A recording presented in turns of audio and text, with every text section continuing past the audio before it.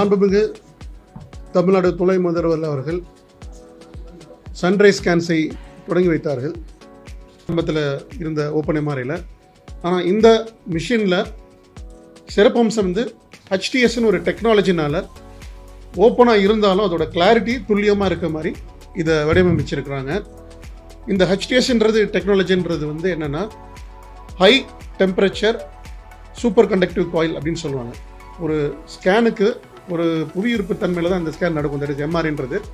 அந்த புவியீர்ப்பு தன்மை வந்து பர்ஃபெக்டாக அந்த இமேஜை கொடுக்கணுன்னா அதுக்கு காயில்ன்ற ஒரு கருவி தேவை. அந்த காயிலை வந்து இந்த மிஷினில் வந்து துல்லியமாக காமிக்கிறதுனால ஓப்பன் எம்ஆர்ஐயில் இருக்கக்கூடிய இமேஜ் கிளாரிட்டி வந்து ரொம்ப அருமையாகவும் ரொம்ப தெளிவாகவும் இருக்கக்கூடிய ஒரு இமேஜாக இருக்கும். இதில் மெயின் அட்வான்டேஜ் என்னன்னு பார்த்தீங்கன்னா, பொதுவாக பார்த்தீங்கன்னா நிறைய பேர் இப்போ அதை ஸ்கேன் பண்ணுறதுக்கு ஒரு பயம். உள்ளுக்குள்ளே போகணும், அது டனல் மாதிரி இருக்கும், சவப்பெட்டிக்குள்ளே போகிற மாதிரி ஒரு ஃபீலிங் இருக்கும். கிளாஸ்ட்ரோஃபோபியான்னு சொல்லுவோம், அதுக்கு பேர் பயம். க்ளோஸ்டு ஸ்பேஸில் இருக்கிறதுக்கு பேர் ரொம்ப ரொம்ப கம்ஃபர்டபுளாக இருக்கும் பேஷண்ட்டுக்கு. இன்னொரு பெரிய விஷயம் பார்த்தீங்கன்னா, ஒரு எம்ஆர்ஐ இப்போ இருக்கக்கூடிய எம்ஆர்ஐகளில் எப்படி இருக்கும்னா பயங்கரமாக சவுண்டு வரும். டக்கு டக்கு டக்குன்னு ஒரு சவுண்ட் வந்துகிட்டே இருக்கும். ஏன்னா அது வந்து ரொட்டேட்டிங் மேக்னெட். இந்த மேக்னெட் வந்து ஃபிக்ஸட் மேக்னெட். அதனால வந்து உங்களுக்கு அந்த சவுண்டு டிஸ்டர்பன்ஸோ பேஷண்ட்டுக்கு வந்து ஒரு பயமோ எதுவுமே இருக்காது. கம்ஃபர்டபுளாக ஒரு பேஷண்ட் வந்து ஸ்கேன் பண்ணுறச்சியே, ஏன்னா ஒரு ஸ்கேன் எடுக்கிறதுக்கு 20 நிமிஷம் 25 நிமிஷம் ஆகும். அந்த டைமில் சில பேர்லாம் வந்து ஸ்கேன் எடுக்கும் போதே வந்து தூங்கிற அளவுக்கு கம்ஃபர்டபுளாக இருக்கும் இந்த மிஷினில் இருக்கக்கூடிய சிறப்பம்சம். இதே மாதிரி பார்த்தீங்கன்னா, இப்போ குழந்தைங்கள்லாம் வந்து இங்கே ஸ்கேன் எடுக்கிறது ரொம்ப கஷ்டம். அவங்க வந்து படுக்க மாட்டாங்க, பயமாக இருக்குன்னு ஃபீல் பண்ணுவாங்க. கூட வந்து அவங்க பேரண்ட்ஸோ அப்பா அம்மாவோ கூட குழந்தைங்க கூட இருக்க முடியாது அந்த ரெகுலர் ஸ்கேனில். ஆனால் இந்த ஸ்கேனில் வந்து கூட ஒருத்தவங்க உட்காந்துருக்கலாம், குழந்தை கையை பிடிச்சிக்கலாம், அந்த பயமே இருக்காது. ஏன்னா ஓப்பன் என்விரான்மெண்ட் இருக்கிறதுனால ரொம்ப ரொம்ப கம்ஃபர்டபுளாக இருப்பாங்க.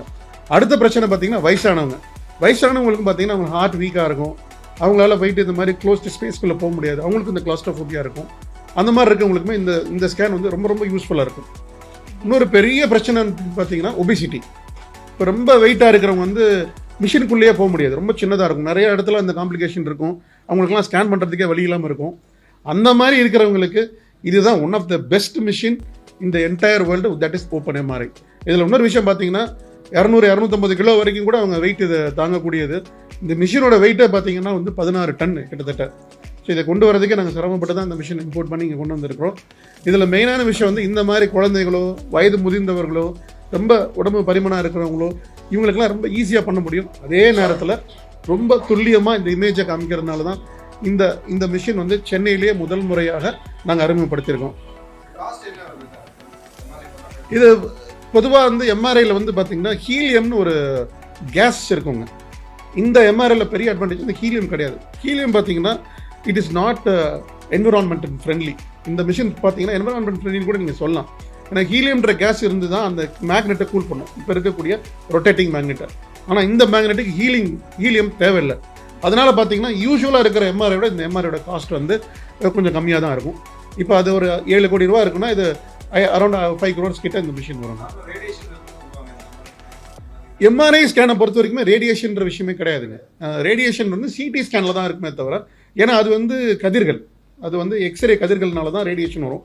இதில் எக்ஸ்ரேவே கிடையாது. இதில் கான்செப்ட் என்னென்னா 2 புவியீர்ப்பு திசை, தட் இஸ் அந்த மேக்னெட்டில் வர்றதுனால இது வந்து ரேடியேஷனே கிடையாது. அது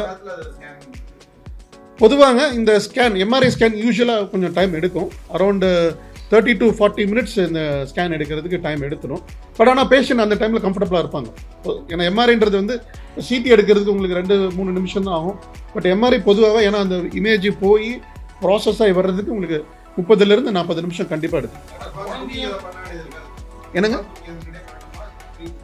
ஏன்னா இப்போ பார்த்தீங்கன்னா பொதுவாக இது வந்து வெயிட்டிங்கில் இருக்காங்க பேஷண்ட்ஸ் ஆல்ரெடி. இப்போ ஒரு நாளைக்கு ஒரு பேஷண்ட்டுக்கு ஸ்கெடியூல் பண்ணி அவங்க பொசிஷன் பண்ணி எடுக்கணும்னா 45 நிமிஷம் ஆகும் பொதுவாக. ஸோ அது முன்ன பின்ன சில பேஷண்ட் கோஆப்ரேட் பண்ண மாட்டாங்க, சில பேர் கம்ஃபர்டபுளாக இருக்க மாட்டாங்க. பட் இந்த மிஷின் அது கம்ஃபர்டபுளாக இருக்குன்னா நம்ம ஒரு 45 minutesல முடிச்சோம்னா வெயிட்டிங் ஸ்லாட்ஸில் தான் யூஸ்வலாக அது மாதிரி நாங்கள் பண்ணிக்கிட்டு இருக்கோம். ஆமாம். இதில் இன்னொரு விஷயம் பார்த்தீங்கன்னா எல்லா மிஷினும் ஒரே ஆங்கிளில் தான் மூவ் ஆகும். ஸோ சென்டர் ஆஃப் ஃபோர்ஸ் வந்து ஒரு சைடில் தான் போகும். ஆனால் இந்த மிஷினில் அட்வான்டேஜ் என்னென்னா சைட்லேயுமே உங்களுக்கு ரொட்டேட் ஆகும். ஸோ அப்போ வந்து இப்போ குழந்தை வந்து சைடில் கீழே இடம் ஃப்ரீயாக இருக்கிறதுனால ரொம்ப கம்ஃபர்டபுளாக படுத்திருப்பாங்க.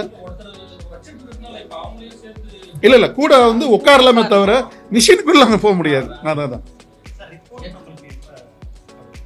சார் பொதுவாக சார் இப்போ நாங்கள் வந்து என்ஹான்ஸ்டு ரிப்போர்ட்டிங் சிஸ்டம் ஒன்று வச்சுருக்கிறோம். யூஸ்வலி வந்து ஒரு எம்ஆர்ஐ ஸ்கேன் மிஷினில் வந்து ஃபிலிம் ரெடி ஆகிடும். அதுக்கு வந்து வித்தின் செகண்ட்ஸில் இட் வில் ரெடி. இப்போ ஒரு சீக்வன்ஸ் முடியுதுன்னா அந்த சீக்வன்ஸ் முடிஞ்சதுன்னா நீங்கள் இமேஜ் பார்த்துடலாம்.